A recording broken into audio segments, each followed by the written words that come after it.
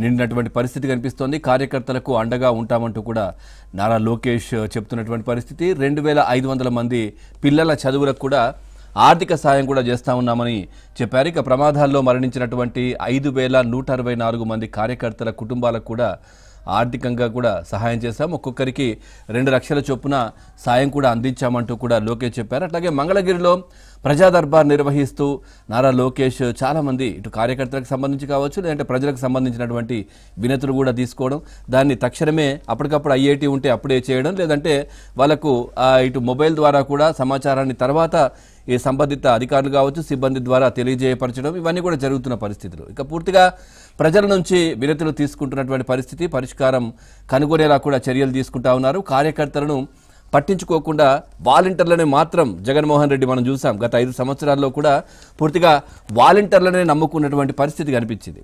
ఎక్కడా కూడా కార్యకర్తలకు పెద్దగా ప్రిఫరెన్స్ ఇచ్చినటువంటి పరిస్థితి లేదు. అంటే ఎన్నికల సమయంలోనూ, లేదంటే జగన్మోహన్ రెడ్డి మీటింగులు పెట్టేప్పుడో, లేదంటే ఏదైనా యాత్రలకు సంబంధించి కావచ్చు, ఇట్లాంటి సమయంలోనే కార్యకర్తల అవసరం, కార్యకర్తలను పట్టించుకున్నారు తప్పించి ఆ తర్వాత ఎప్పుడూ కూడా వాళ్ళకి ఏ కష్ట సుఖాలు వచ్చినా కానీ కార్యకర్తలను పట్టించుకున్న పరిస్థితి లేదు అంటూ కూడా చాలా విమర్శలు వస్తున్నటువంటి పరిస్థితి. పూర్తిగా టీడీపీ సభ్యత్వం తీసుకుంటున్నటువంటి పరిస్థితులు, చాలామంది వైసీపీకి సంబంధించినటువంటి కార్యకర్తలు కూడా ప్రస్తుతం ఈ 1 కోటి మంది ఏదైతే సభ్యులు టీడీపీ సభ్యత్వం తీసుకుంటున్నటువంటి పరిస్థితి ఉందో దాంట్లో వైసీపీకి సంబంధించినటువంటి చాలామంది కార్యకర్తలు కూడా దాంట్లో చేరుతున్నటువంటి పరిస్థితులు కనిపించాయి. ఎందుకంటే గతంలో చూసాం, ఈ ఏదైతే మొన్న 2024 ఎన్నికల సమయంలో కూడా పూర్తిగా దాంట్లో రిజల్ట్ తర్వాత కూడా జగన్మోహన్ రెడ్డి యలహంక ప్యాలెస్కు వెళ్ళిపోయారు.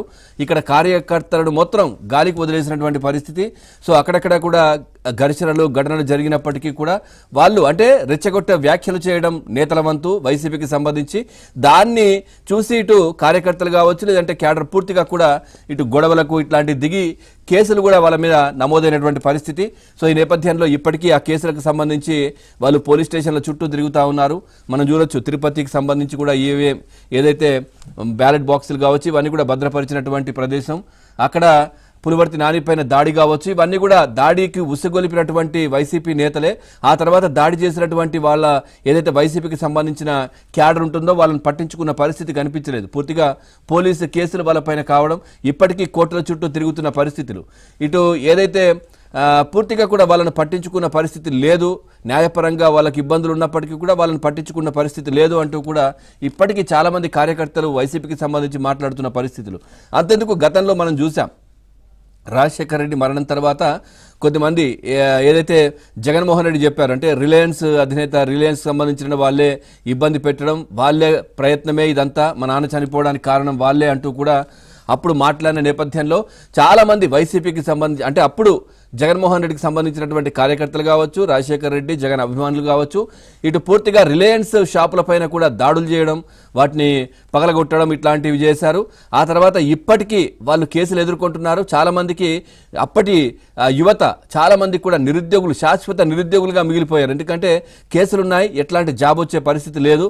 సో ఇప్పటికీ కేసులు ఎదుర్కొంటున్నారు, కానీ వాళ్ళకి ఏమాత్రం కూడా జగన్మోహన్ రెడ్డి నుంచి ఆయన మాటలు ఆయన ప్రేరేపించడం ద్వారానే వాళ్ళు వెళ్ళి ఆ దాడులు చేయడం జరిగింది, కానీ వాళ్ళని పట్టించుకున్న పరిస్థితి కనిపించలేదు. ఈ విధంగా వైసీపీ క్యాడర్ కావచ్చు, లీడర్లు కూడా ప్రస్తుతం మాట్లాడుకుంటున్నటువంటి పరిస్థితులు కనిపిస్తూ ఉన్నాయి.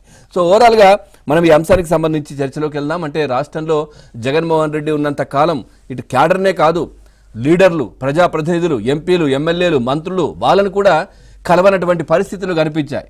సో ఇప్పుడు జగన్మోహన్ రెడ్డి ప్రస్తుతం కూడా ఇక్కడ లేరు, లండన్ వెళ్ళిపోయినటువంటి పరిస్థితి, లేదంటే యలహంక ప్యాలెస్కు ఈ విధంగా వెళ్తున్నారు తప్పించి ఆయన ఎన్నికల్లో ఓడిపోయిన దగ్గర నుంచి కూడా ఎప్పుడు రాష్ట్రంలో ఆయన వెన్నంటే ఉన్న క్యాడర్ను పట్టించుకోలేదు అనే చర్చ కూడా జరుగుతూ ఉంది.